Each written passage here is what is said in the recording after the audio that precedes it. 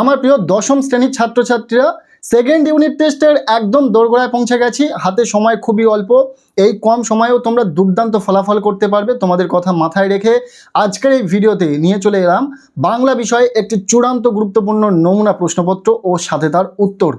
এই নমুনা প্রশ্নপত্রে থাকা প্রতিটা প্রশ্ন পরীক্ষার জন্য ভীষণ গুরুত্বপূর্ণ, পরীক্ষাতে আসার মতো প্রশ্ন। কাজেই তোমরা যারা বাংলা পরীক্ষাতে দুর্দান্ত রেজাল্ট করতে চাইছো, অবশ্যই দেখে নাও এই নমুনা প্রশ্নপত্রে থাকা প্রতিটা প্রশ্ন তোমার পড়া রয়েছে কিনা। যদি না পড়া থেকে থাকে তাহলে ঝটপট পড়ে নিতে হবে। হাতে সময় খুব বেশি নেই, এই কম সময়েও তোমরা ভালো রেজাল্ট করতে পারবে, তার জন্য ভালোভাবে প্রস্তুতিটা নাও। চলো আজকের এই ভিডিওতে যে প্রশ্নপত্রটি রয়েছে সেই প্রশ্নপত্রটি একদম প্রথম থেকে উত্তর সহ দেখে নেওয়া যাক। শুরুতেই রয়েছে একের দাগ। বলা হচ্ছে সঠিক উত্তরটি বেছে নিয়ে লেখো, যে কোনো 7টি। এখানে 7টি এমসিকিউ টাইপ প্রশ্নের উত্তর লিখতে হবে। প্রতিটি প্রশ্নের মান 1 নম্বর করে, টোটাল 7 নম্বর রয়েছে। প্রথম প্রশ্ন, জগদীশবাবু সন্ন্যাসীর কাঠের খড়মে কি লাগিয়েছিলেন? উত্তর হবে সোনার বোল। দ্বিতীয় প্রশ্ন, সে যে বর্মায় এসেছে এ খবর সত্য? কার বর্মায় আসার খবর সত্য? উত্তর হবে সব্যসাচীর। 3 নম্বর প্রশ্ন, গিরিশ মহাপাত্রের সাথে অপূর্বর পুনরায় কোথায় দেখা হয়েছিল? উত্তর হবে রেল স্টেশনে। আমরা এখানে সঠিক উত্তরটিকে ডিফারেন্ট কালারের কালি দিয়ে চিহ্নিত করেছি যাতে তোমাদের বুঝতে সুবিধা হয়। এরপর 1.4-এর প্রশ্ন, পরপদটি প্রধান হয় যে সমাসে সেটি হলো? উত্তর হবে তৎপুরুষ। 1.5-এর প্রশ্ন, বাইজির ছদ্মবেশে হরিদার রোজগার করেছিল? উত্তর হবে 8 টাকা 10 আনা। নেক্সট 1.6-এর প্রশ্ন, অভিষেক করিলা কুমারী ইন্দ্রজিৎকে রাবণ অভিষেক করেছিলেন? উত্তর হবে সেনাপতির পদে। এটিও ভীষণ গুরুত্বপূর্ণ একটি প্রশ্ন। এরপর 1.7-এর প্রশ্ন, কবি নতুনের কেতন বলেছেন? উত্তর হবে কালবৈশাখীর ঝড় খেয়ে। এরপর 1.8-এর প্রশ্ন, ইন্দ্রজিতের স্ত্রীর নাম কি? উত্তর হবে প্রমীলা। 1.9-এর প্রশ্ন, দেবতা কোথায় বাঁধা পড়ে আছে? উত্তর হবে যজ্ঞজূপে। এরপর 1.10-এর প্রশ্ন, বুড়ো মানুষের কথাটা শুনো নিম্নরেখা পদটি যে সমাসের উদাহরণ সেটি হলো? উত্তর হবে তৎপুরুষ সমাস। ব্যাস, এই ছিল একের দাগ থেকে কিছু এমসিকিউ টাইপ প্রশ্ন, যেগুলো আমরা উত্তর সহ আলোচনা করে দিলাম। এরপর রয়েছে প্রশ্নপত্রের 2-এর দাগ। বলা হচ্ছে কম বেশি 20টি শব্দে নিচের প্রশ্নগুলির উত্তর দাও, যে কোনো 11টি। এখানে এসএকিউ টাইপ প্রশ্ন রয়েছে 11টি প্রশ্নের উত্তর তোমাদেরকে লিখতে হবে। প্রতিটি প্রশ্নের মান 1 নম্বর করে, টোটাল 11 নম্বর। সো উত্তর সহ প্রতিটা প্রশ্ন দেখে নেওয়া যাক। প্রথম প্রশ্ন, মাস্টারমশাই একটুও রাগ করেননি, বরং একটু তারিফই করলেন, তারিফ করার কারণ কি? উত্তর হবে মাস্টারমশাই যখন জানতে পারলেন যে পুলিশকে তিনি 8 আনা ঘুষ দিয়েছেন তিনি আদতে পুলিশ নন, হরি বহুরূপী, তখন তিনি একটুও রাগ করেননি, বরং তারিফ করেছিলেন, কারণ বহুরূপী হরির পুলিশ সাজ চমৎকার লেগেছিল তার। এরপর দ্বিতীয় প্রশ্ন, ইহা যে কত বড় ভ্রম তাহা কয়েকটা স্টেশন পরেই সে অনুভব করিল, ভ্রমটি কি? উত্তর হবে শরৎচন্দ্র চট্টোপাধ্যায় রচিত পথের দাবি পাঠ্যাংশে বর্ণিত অপূর্ব ভেবেছিল ভামো ও যাওয়ার পথে ট্রেনে প্রথম শ্রেণীর কামরায় যাত্রাকালে সকাল পর্যন্ত তার ঘুমের ব্যাঘাত ঘটবে না, কিন্তু রাতে 3 বার ঘুমের ব্যাঘাত ঘটেছিল। এই ঘটনাকেই ভ্রম বলা হয়েছে। এরপর 3 নম্বর প্রশ্ন, কে কবে শুনেছে পুত্র ভাসে শিলা জলে, বক্তার এমন মন্তব্যের কারণ কি? উত্তর হবে শিলা জলে যেমন ভাসতে পারে না, তেমনি নিষারণে মেঘনাদ কর্তৃক পরাজিত ও নিহত রামচন্দ্র পুনর্জীবন লাভের ঘটনাও অলৌকিক, অবাস্তব। দৈব ছলনায় বিস্মিত রাবণের নিদারুণ হতাশা ব্যক্ত হয়েছে প্রশ্নোদ্ধৃত অংশে। এই প্রশ্নটি অত্যন্ত গুরুত্বপূর্ণ একটি প্রশ্ন, খুব ভালো করে দেখে রাখো উত্তরটি। এরপর 2.4-এর প্রশ্ন, অদৃষ্ট কখনো হরিদার এই ভুল ক্ষমা করবে না, হরিদার কোন ভুলের কথা এখানে বলা হয়েছে? উত্তর হবে শিল্প মর্যাদার স্বার্থে দরিদ্র বহুরূপী হরিদা জগদীশবাবুর অর্থ প্রত্যাখ্যান করে ভুল করেছিলেন বলে কথক মনে করেছেন, সেই ভুলের কথা এখানে বলা হয়েছে। এরপর 2.5-এর প্রশ্ন, তবে এ বস্তুটি পকেটে কেন, কোন বস্তুটি পকেটে ছিল?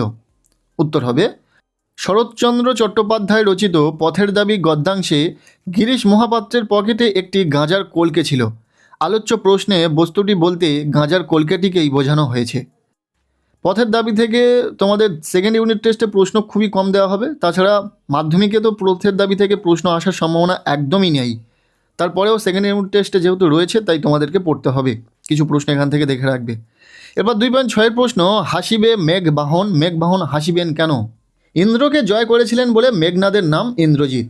বীর ইন্দ্রজিৎ বেঁচে থাকতে যদি পিতা রাবণ যুদ্ধযাত্রা করেন তবে তার কাপুরুষতা ও ভীরুতা দেখে মেঘবাহন ইন্দ্র ব্যঙ্গের হাসি হাসবেন। ইম্পর্টেন্ট প্রশ্ন কিন্তু। এবার 2.7 প্রশ্ন, তোরা সব জয়ধ্বনি কর, কবি কাদের জয়ধ্বনি করতে বলেছেন?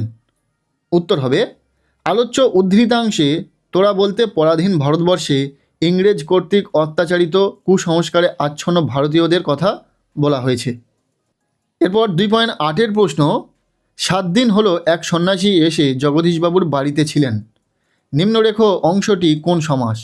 উত্তর হবে সমাহার দ্বিগু সমাস। 2.9 প্রশ্ন, বহুব্রীহি সমাসের মোট কয়টি ভাগ? উত্তর হবে 8টি।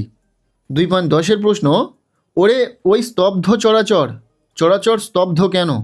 উত্তর হবে বিশ্বপিতার বক্ষ করে ভয়ঙ্কর এসে তার রক্ত রঞ্চিত কৃপাণ দোলায় অট্টহাসি হাসেন, তাই চরাচর অর্থাৎ সমগ্র বিশ্ব স্তব্ধ হয়ে যায়। এরপর 2.11 নম্বর প্রশ্ন, আপাদ মস্তক নিরীক্ষণ করিয়া কহিল পদটি কোন সমাসের উদাহরণ? উত্তর হবে অব্যয়ীভাব সমাস। এরপর 2.12 নম্বর প্রশ্ন, উপমান ও উপমেয়র মধ্যে অভেদ কল্পনা যে সমাসের বৈশিষ্ট্য সেটি হলো? উত্তর হবে রূপক কর্মধারায়।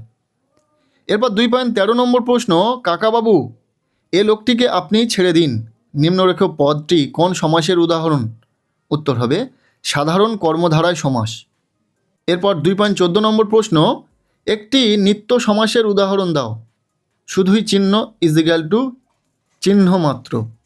এরপর 2.15 নম্বর প্রশ্ন অর্থাৎ এসকিউ টাইপ শেষ প্রশ্ন, বহুরূপী শব্দটির ব্যাসবাক্য সহ সমাসের নাম করো। উত্তর হবে বহুরূপী বহু রূপ ধারণ করে যে উপপদ তৎপুরুষ সমাস। এই ছিল 2-এর দাগ থেকে কিছু এসকিউ টাইপ প্রশ্ন। এরপর রয়েছে প্রশ্নপত্রে 3-এর দাগ, বলা হচ্ছে কম বেশি 60টি শব্দে যে কোনো একটি প্রশ্নের উত্তর দাও।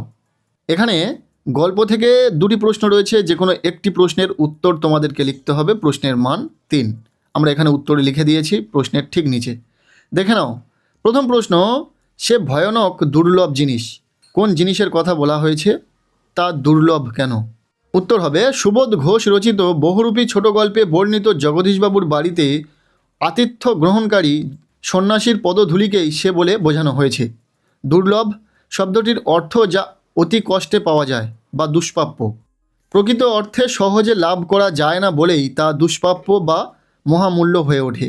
সন্ন্যাসীর পদধূলি দুর্লভ কারণ তা অতি কষ্টে পাওয়া যায়, আবার তার পদধূলি এ গল্পে আক্ষরিক অর্থেই মহামূল্য, কারণ তা পাওয়ার জন্য সোনার বোল দেওয়া কাঠের খড়ম উপহার দিতে হয়। যথাযথ উত্তর পেলে। এরপর রয়েছে দ্বিতীয় প্রশ্ন, নিমাইবাবু হাসিয়া কহিলেন দেখো জগদীশ, কিরূপ সদাশয় ব্যক্তি ইনি, ইনি বলতে কার কথা বলা হয়েছে? তাকে সদাশয় বলার কারণ কি? উত্তর হবে কথাশিল্পী শরৎচন্দ্র চট্টোপাধ্যায় রচিত পথের দাবি রচনাংশ থেকে গৃহীত উদ্ধৃত মন্তব্যে ইনি বলতে গিরিশ মহাপাত্রকে বোঝানো হয়েছে। রাজবিদ্রোহী সব্যসাচী মল্লিক সন্দেহে রেগুন পুলিশ স্টেশনে আটক গিরিশ মহাপাত্রের কাছে থেকে অন্যান্য জিনিসের সঙ্গে একটি গাঁজার কলকে উদ্ধার হয়। পুলিশ কর্তা নিমাইবাবুর প্রশ্নের উত্তরে গিরিশ জানায় গাঁজা সে নিজে খায় না, কলকেটি পথ থেকে কুড়িয়ে নিজের কাছে রেখেছে অন্যের প্রয়োজনের কথা ভেবে। গিরিশের এমন মিথ্যা ভাষণ শুনে বিদ্রূপ করে নিমাইবাবু তাকে সদাশয় বলেছেন। এই প্রশ্নটি ভীষণ ইম্পর্ট্যান্ট একটি প্রশ্ন। এরপর রয়েছে প্রশ্নপত্রে 4-এর দাগ, বলা হচ্ছে কম বেশি 150 শব্দে যে কোনো একটি প্রশ্নের উত্তর দাও। এখানে রয়েছে গল্প থেকে 2টি প্রশ্ন, প্রত্যেকটি প্রশ্নের মান 5 নম্বর করে রয়েছে। তোমাদেরকে যে কোনো একটি প্রশ্নের উত্তর লিখতে হবে। প্রথম প্রশ্ন, জগদীশবাবুর বাড়ি হরিদা বিরাগী সেজে যাওয়ার পর যে ঘটনা ঘটেছিল তা বর্ণনা করো। দ্বিতীয় প্রশ্ন, তাহার পরিচ্ছদের প্রতি দৃষ্টিপাত করিয়া মুখ ফিরাইয়া হাসি গোপন করিল, কে হাসি গোপন করল? হাসি পাওয়ার কারণ কি? 2টি প্রশ্নই গুরুত্বপূর্ণ রয়েছে। এরপর রয়েছে প্রশ্নপত্রে 5-এর দাগ, বলা হচ্ছে কম বেশি 150 শব্দে যে কোনো একটি প্রশ্নের উত্তর দাও। এখানে কবিতা থেকে দুটি প্রশ্ন রয়েছে, একটি প্রশ্নের উত্তর তোমাদেরকে লিখতে হবে, প্রশ্নের মান 5। প্রশ্ন দুটি দেখে নাও, খুবই ইম্পর্টেন্ট প্রশ্ন। প্রথম প্রশ্ন, দেখিব এবার বীর বাঁচে কি ঔষধে। বীর বলতে কাকে বোঝানো হয়েছে? উদ্ধৃতাংশের বক্তাকে, তার এমন মন্তব্যের কারণ কি? ইম্পর্টেন্ট প্রশ্ন। এরপর দ্বিতীয় প্রশ্ন, তোরা সব জয়ধ্বনি কর, কবির এই কথা বলার কারণ সংক্ষেপে লেখো। পরপর দুটি প্রশ্নই ভীষণ ইম্পর্টেন্ট, কবিতা থেকে এই দুটি প্রশ্ন খুব ভালো করে পড়বে। এরপর রয়েছে প্রশ্নপত্রের 6-এর দাগ, বলা হচ্ছে কম বেশি 150 শব্দে যে কোনো একটি প্রশ্নের উত্তর দাও। এখানে কোনি থেকে দুটি প্রশ্ন রয়েছে, একটি প্রশ্নের উত্তর তোমাদেরকে লিখতে হবে, প্রশ্নের মান 5। প্রথম প্রশ্ন, খিদ্দা কিভাবে কোনির জীবনে প্রেরণা হিসেবে কাজ করেছিল সে সম্পর্কে আলোচনা করো। ইম্পর্টেন্ট একটি প্রশ্ন, খুব ভালো করে দেখে যাবে। এরপর দ্বিতীয় প্রশ্ন, তোর আসল লজ্জা জলে আসল গর্বও জলে, কে কাকে উদ্দেশ্য করে কথাটি বলেছেন, একথা বলার কারণ কি? এটিও ভীষণ ইম্পর্টেন্ট, পরপর এই দুটি প্রশ্ন কোনি থেকে খুব ভালো করে পড়বে। এরপর রয়েছে প্রশ্নপত্রের 7-এর দাগ, বলা হচ্ছে প্রতিবেদন রচনা করো। তোমাদের এই সেকেন্ড ইউনিট টেস্টে প্রতিবেদন থাকবে। তো এখানে যে বিষয়টি রয়েছে, নিত্য প্রয়োজনীয় দ্রব্যের মূল্য ঊর্ধ্বমুখী, এ বিষয়ে সংবাদপত্রের জন্য একটি প্রতিবেদন রচনা করো। এটি কিন্তু খুবই ইম্পর্টেন্ট একটি বিষয়, পরীক্ষাতে আসার সম্ভাবনা রয়েছে, খুব ভালো করে প্র্যাকটিস করো। এই ছিল দশম শ্রেণীর ছাত্রছাত্রীদের জন্য সেকেন্ড ইউনিট টেস্ট অর্থাৎ দ্বিতীয় পর্যায়ক্রমিক মূল্যায়নের বাংলা বিষয়ের একটি প্রশ্নপত্র। এই প্রশ্নপত্রে থাকা ছোট বড় প্রতিটা প্রশ্ন ভীষণ গুরুত্বপূর্ণ, পরীক্ষাতে আসার সম্ভাবনা রয়েছে, কাজেই প্রত্যেকটি প্রশ্ন, ছোট বড় প্রতিটা প্রশ্ন খুব ভালো করে পড়ে নাও। আজকের এই ভিডিওটি এখানেই শেষ করছি। কেমন লাগলো ভিডিওটি অবশ্যই কমেন্ট সেকশানে জানিও। ভালো লেগে থাকলে লাইক করে দিও, চ্যানেলে নতুন হলে চ্যানেলটিকে সাবস্ক্রাইব করে রাখো, আর পারলে ভিডিওটি প্রচুর শেয়ার করে দাও।